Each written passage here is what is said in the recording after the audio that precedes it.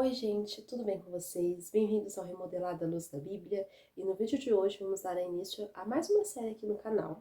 E o tema dessa série vai ser 3 profecias para o tempo do fim, onde nós vamos explanar as profecias que estão ali totalmente envolvidas com a volta de Cristo, né? Então a gente vai começar estudando aqui no livro de Ezequiel as profecias que precedem a volta do Senhor Jesus e que envolvem também o ser humano, envolvem a nossa vida com Jesus, envolvem o nosso relacionamento com Ele.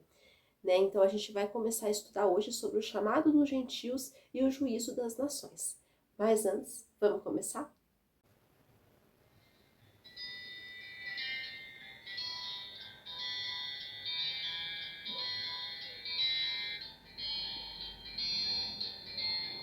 Bom, nessa parte 1, a gente vai estudar sobre o chamamento dos gentios, quando o Senhor chama os gentios, e a gente vai estudar também aqui como que o Senhor trabalhou para tudo isso acontecer.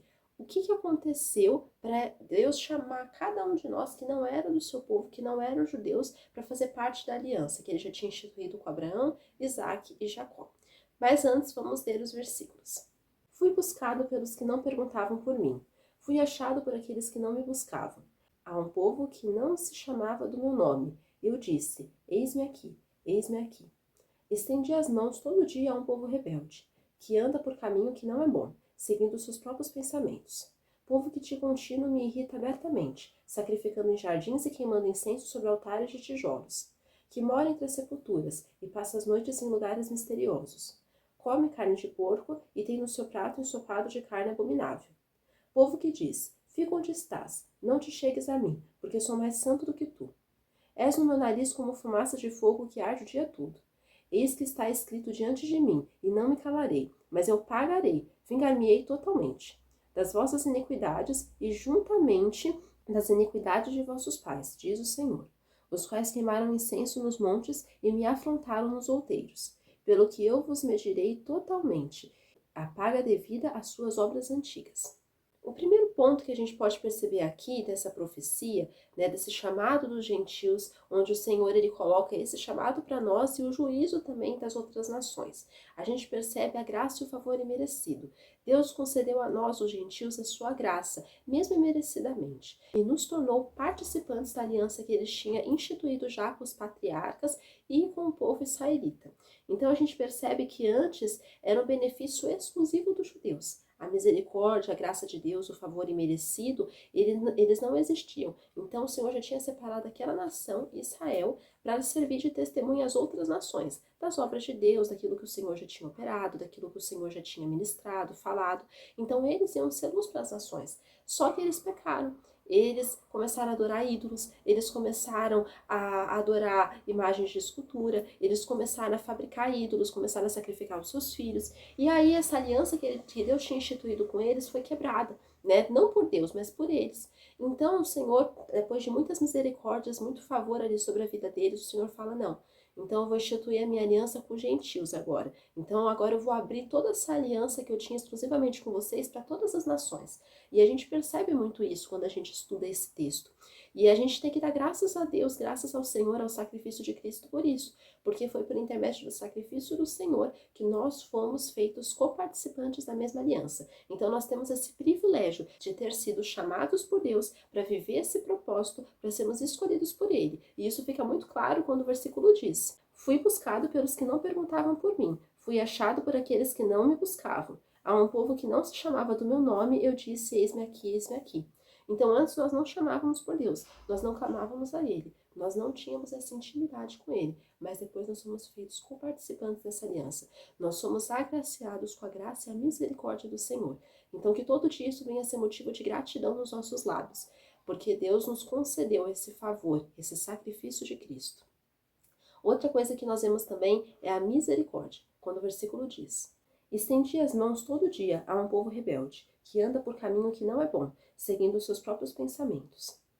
Então aqui repare que nós antigamente andávamos mesmo por um caminho que não era bom, seguíamos os nossos próprios pensamentos, seguíamos aquilo que nós achávamos que era certo, seguíamos o diabo, seguíamos o curso das nações, seguíamos aquilo que nós pensávamos que estava certo, mas não estava. E o Senhor foi tão misericordioso que nos resgatou disso tudo, nos resgatou da nossa desobediência, da nossa rebeldia e nos fez participantes da sua aliança com Ele. O Senhor revelou a sua misericórdia a nós por meio do sacrifício de Cristo que nos traz a salvação.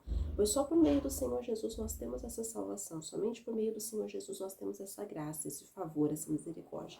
Então que nós venhamos agradecer a Deus todos os dias por tudo aquilo que Ele já fez por nós. Que essa misericórdia do Senhor não venha a ser uma vez só na nossa vida, mas que nós venhamos desfrutar dela todos os dias, dar graças a Deus por ela todos os dias. E nós aprendemos aqui até esse atributo do Senhor, a misericórdia. A gente sabe que o Senhor é um Deus misericordioso.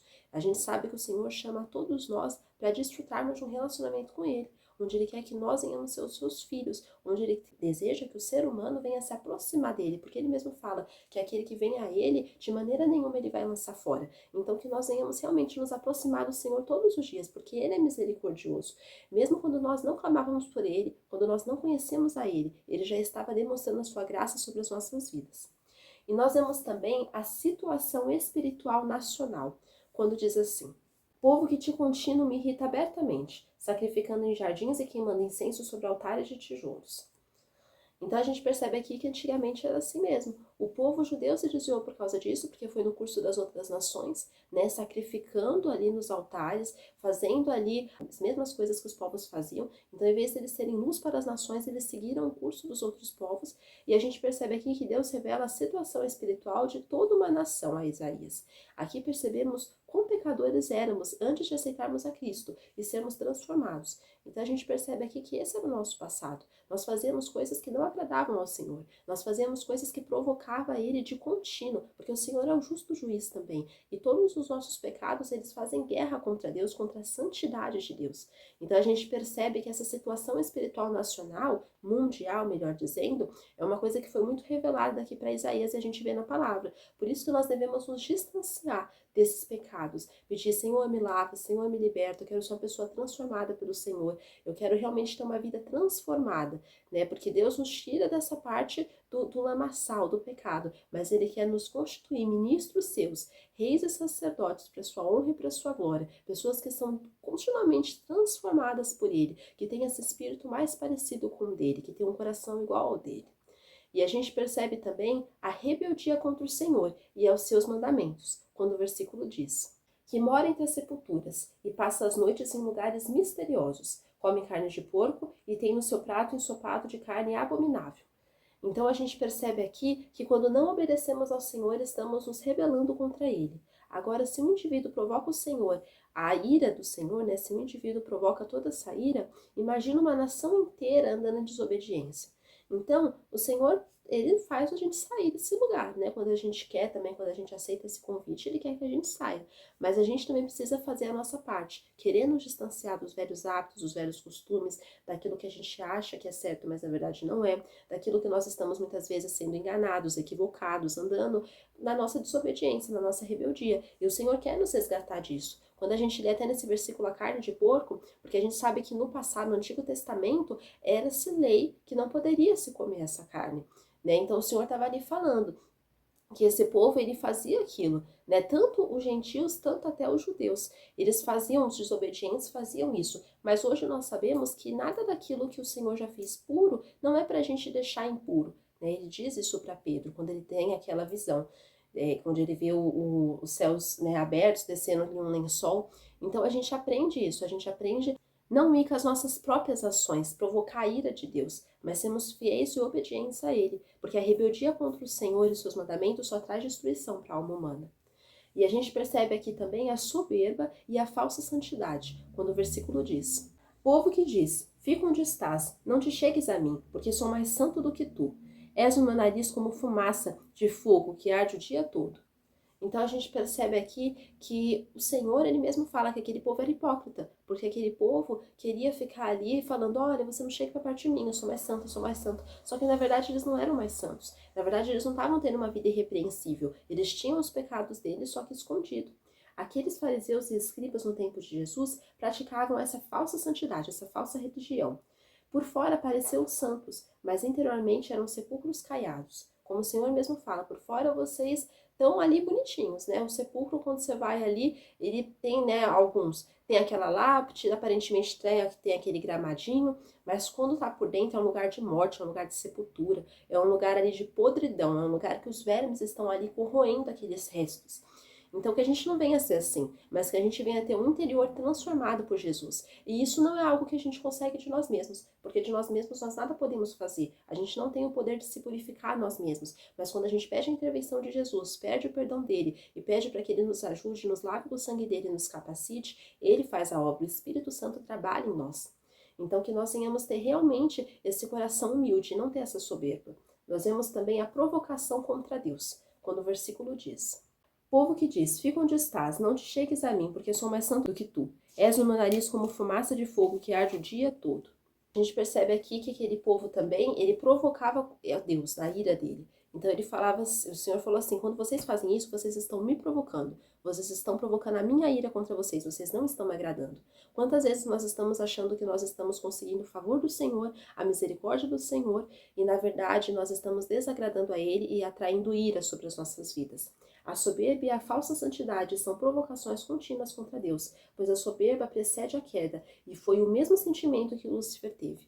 Lúcifer, quando ele se viu, ele se achou tão bonito, ele se achou assim que ele deveria ter aquele trono de Deus, mas na verdade ele estava ali se enganando a ele mesmo, porque dele que nasce, né, toda a maldade, e a gente percebe que por esse sentimento, toda a humanidade também caiu, porque ele vai lá e tenta Adão e Eva e coloca esse mesmo sentimento no coração deles. Então que a gente não venha ter esse coração soberbo, que a gente não venha provocar a ira de Deus continuamente, mas que a gente possa pedir para o Senhor, Deus me mostra onde eu estou errando, que eu possa mudar, que eu possa ser transformada, que eu possa ser purificada pelo Senhor.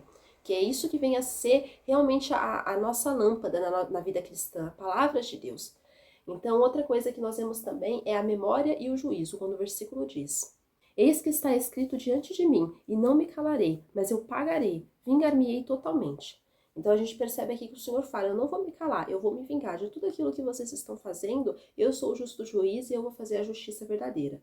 Nós percebemos que Deus tem um dia marcado no calendário, o dia do juízo final, o dia que vai ser separado na história somente para acerto de contas, onde tantos aqueles que foram justos como aqueles que foram pecadores vão estar diante de Deus e vão ali ter que prestar conta de tudo aquilo que fizeram. Todos nós um dia vamos estar perante o tribunal do Senhor Jesus e nós vamos ter pesado na balança tudo aquilo que nós fizemos até para Deus. Será que foi para Deus mesmo ou será que teve uma outra intenção por trás? Foi para nossa glória, foi para nossa soberba, foi para ganhar dinheiro, foi para a gente se promover? Então tudo isso vai ser pesado. E Deus conhece também a intenção do coração. Não é nem só as nossas obras, mas é aquilo que nos motiva.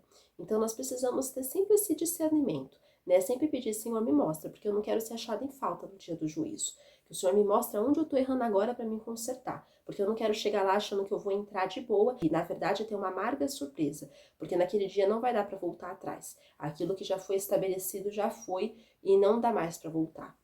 E nós vemos também a paga da desobediência, o salário do pecado, quando o versículo diz: das vossas iniquidades e juntamente das iniquidades de vossos pais, diz o Senhor, os quais queimaram incenso nos montes e me afrontaram nos outeiros, pelo que eu vos medirei totalmente a paga devida às suas obras antigas. Então o Senhor está falando, olha, tudo aquilo que vocês fizeram, vocês e os pais de vocês vão ter que dar conta para mim. Porque vocês estão ali querendo julgar algum povo, falando que eles não são meus, mas vocês também têm praticado isso. O salário do pecado é a morte. Só escaparemos da ira e do juízo de Deus se aceitarmos o sacrifício de Cristo e vivermos de modo como Ele viveu. Obedecemos a sua palavra, porque a fé sem obras também é morta. Se nós falamos que nós temos fé, mas nós não temos as obras como testemunho da nossa fé, nós estamos falhando, nós estamos pecando. Não é que as obras nos justificam, mas as obras elas testemunham a respeito dessa fé. Então que nós realmente venhamos ter essa fé que é para nossa justificação, né, que é pela graça mediante a fé, mas que nós venhamos também viver de modo irrepreensível como Cristo viveu. É claro que nós somos pecadores, nós não somos divinos, nós não temos essa natureza divina dentro de nós, mas que nós venhamos ser santos, porque o Senhor é santo. Pedir para Ele colocar essa santidade dentro de nós, porque de nós mesmos nós não temos nada de bom, nós não temos nada que nos justifique perante Deus. E essa mensagem que nós vemos aqui no dia de hoje, são 3 profecias para o tempo do fim. Essa foi a primeira primeira profecia, o chamamento dos gentios e o juízo das nações, mas que nós realmente venhamos meditar nisso todos os dias, porque a vinda do Senhor é certa. Aquele que há de vir virá e não tardará. Fiquem com Deus, que Deus abençoe a vida de vocês. Tchau!